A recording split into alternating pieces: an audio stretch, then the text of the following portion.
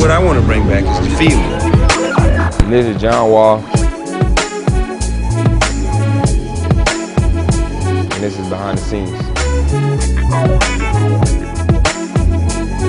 The memories in the athlete as a younger age was, I'm playing Raleigh Boys and Girls Club. That's where everybody from North Carolina, Raleigh part, where I'm from, if you was a good basketball player, you played there. So that's where guys like me and PJ Tucker and Donna Williams and all those guys came from. So that's probably one of my best memories. And going on a vacation trip with my dad to the beach a week before he passed. So that's probably one of my best memories. Basically, people that was a role model for me is basically my mom when my dad passed. I didn't trust no men. Dealing with things like that dad passing and stuff like that was it helped me be the person I am today. Basically, my mom took care of me, had 3 or 4 jobs, and my sister was basically watching us. So basically, the man in the house, so I had to grow up fast and become a man. It was tough for me to trust people at the time. So my mom sat and told me if I wanted to do something special or be a basketball player, I had to start trusting people. And it was basically because my coach was all men, I couldn't trust men. I figured out I had listened to coaches was one game we was playing Mount Zion, we was up about 20 going to the 4th.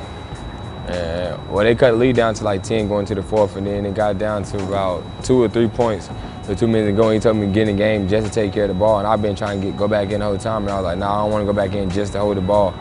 That's what he was basically using me for, so he didn't let me play. So next game, he benched me for 2 games. I played 1 game for about a minute, I didn't play no more. And we was losing, but it's basically at a point that I'm not bigger than the program or bigger than nobody. So Broughton High School was a great school to go to. Heard a lot about it. Shadley Randolph went there. My friend Brock Young was there, and I wanted to stay at the school. I was at Garner High School, but I had to transfer there. So me and Brock been knowing each other for a while, and he was basically like the best player there at the time in Raleigh, and I was next to him. So for both of us to play together, everybody was talking about, well, everybody's gonna lose. It's gonna be the best backcourt in the country, in the world.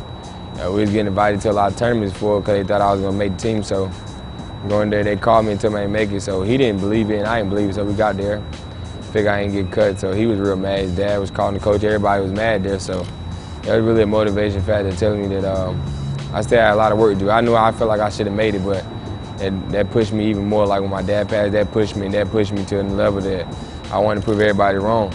And so next year we had a tournament. It was at Broughton High School, and he was there watching all the games. So every time I knew he was there, I was proving you should have had me in your team, and that's what I did. Transferring to Coach Academy, I did it right the day I got cut, so I ain't wasting no time. And it wasn't bad. First semester I had to miss the first half of the season because I had just transferred over and didn't have the high GPA to play, and it was a certain standard.